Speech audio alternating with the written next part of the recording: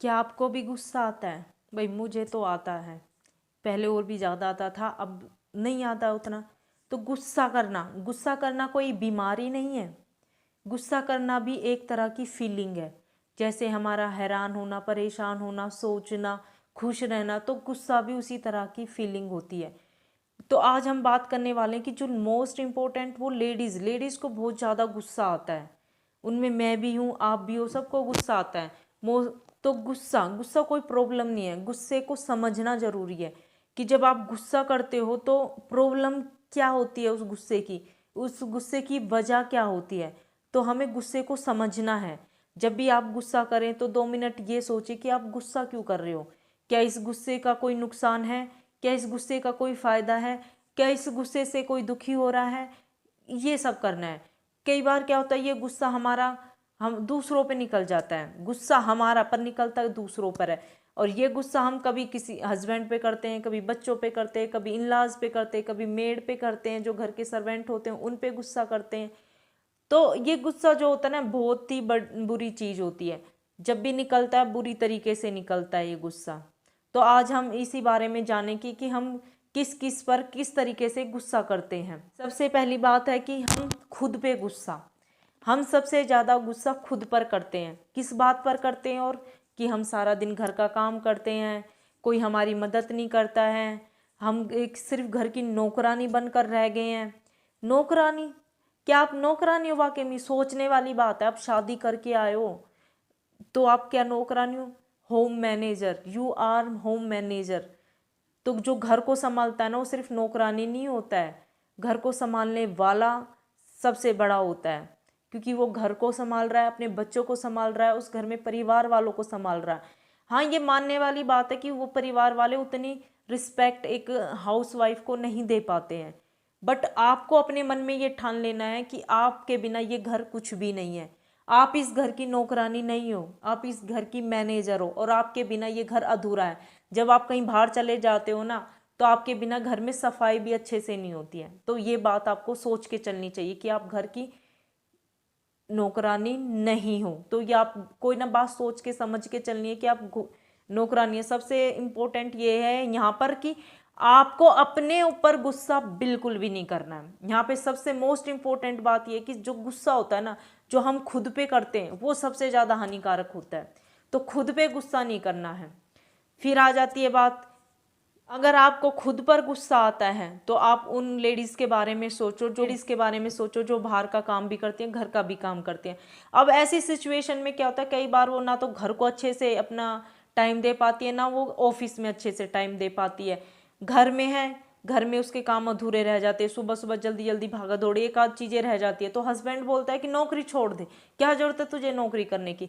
Office में जाती है तो बॉस को अच्छे से काम प्रॉपर नहीं मिल पाता, फाइलें पूरी नहीं होती है, काम अच्छे से नहीं होता है, टाइम से पहुंचती नहीं है, तो बॉस कहता है कि तुम्हारे से ये नहीं होता है, वो नहीं होता है, तुम्हारी सैलरी काट दी जाएगी, नौकरी से निकाल दिया जाएगा। तो सोचो उनके बारे में। वो दो जगहों पे पिसती रहती है।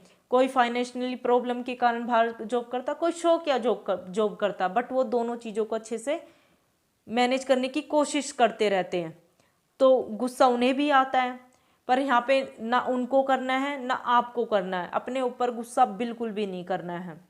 कई बार ये गुस्सा हमारा आता है पीरियड आने पर। पीरियड आना भी ना कभी कभी किसी के लिए बहुत ही दर्दनाक होता है। किसी के लिए आराम से ये दिन कट जाते हैं, किसी के बहुत दर्द भरे होते हैं।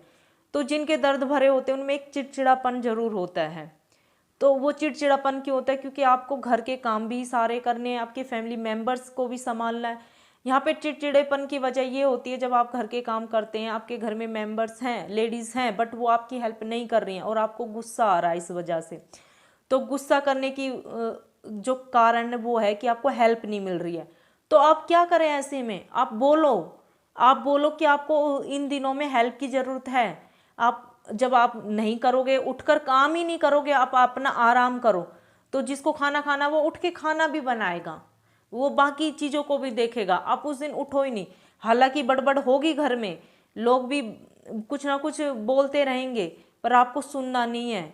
बिल्कुल भी दिमाग पे प्रेशर नहीं डालना। उठ के आप बोल सकते हो कि मेरे को प्रॉब्लम है, तकलीफ है, मैं नहीं कर सकती हूँ। ठीक है, आप उनसे भी पूछ सकते हो क्या आपको ये प्रॉब्लम होती है, आप कर सकते हो? नहीं। तो आप उठ के अपने सवाल रखो।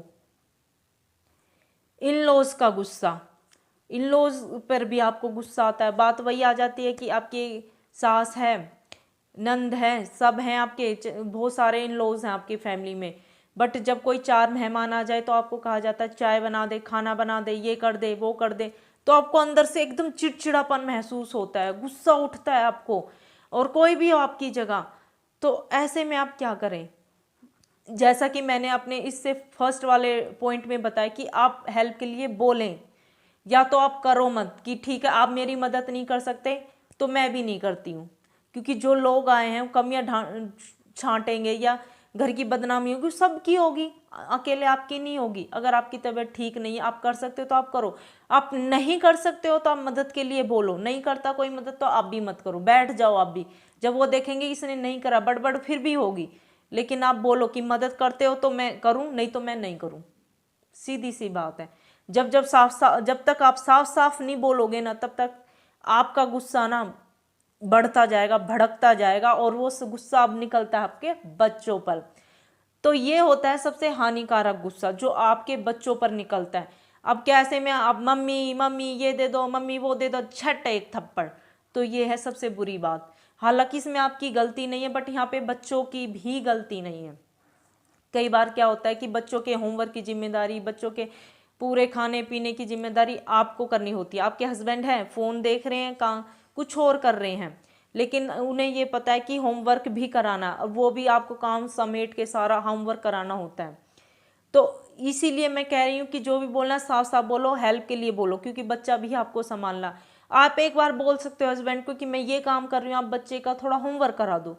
नहीं करते कोई बात नहीं, आप, क्योंकि बच्चा जो है ना आपकी फर्स्ट प्रायोरिटी है, इसलिए आप बच्चे को पहले स्थान दें, बाकी काम आप बाद में करें। और जो भी गुस्सा है ना, वो गुस्सा करने की बजाय कि आप साफ साफ बोलना सीखें। मोस्ट इम्पोर्टेंट कि आपको हेल्प की ज़रूरत है, क्योंकि आपका एक बच्चा जिसको जो कि पूरी तरीके आप पर डिपेंड है, इसलिए हेल्प मांगने में बिल्कुल भी ना शर्माएं, बिल्कुल भी न।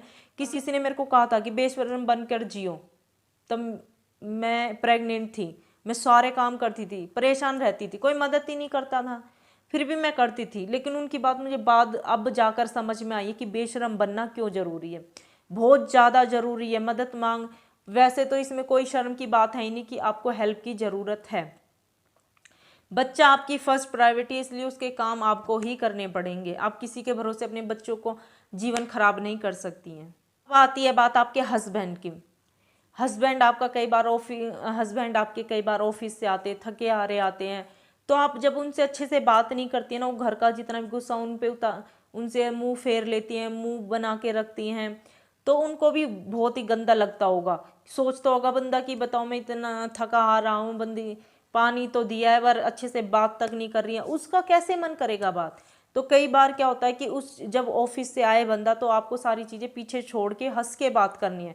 ठीक है, आपने हंस के बात की है, हस्बैंड आपके आपको टाइम नहीं दे रहे हैं, आपने भी अपनी तरफ से एफर्ट डाल लिए हैं, फिर भी बात नहीं बन रही है, तो आपको क्या करना चाहिए? आपको अब रखो अपने आप को बिजी, अपने आप को बिजी रखना शुरू कर दो। ड्राइंग कर सकते हो, गूगल सर्च कर सकते हो, कोई अच्छी अच्छी चीज़ें, किताबें पढ़ सकते हो, अपने लिए कुछ काम तलाश सकते हो घर में जो आप बैठ के कर सकते हो, या बच्चे बड़े हैं तो आप बाहर जाके कर सकते हो।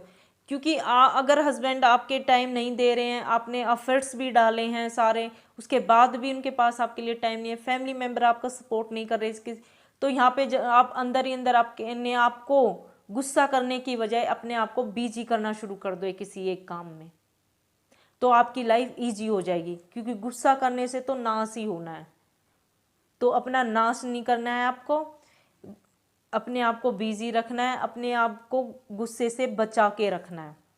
तो इसी के साथ वीडियो को शेयर, सब्सक्राइब और लाइक तो बनता ही है। बाय।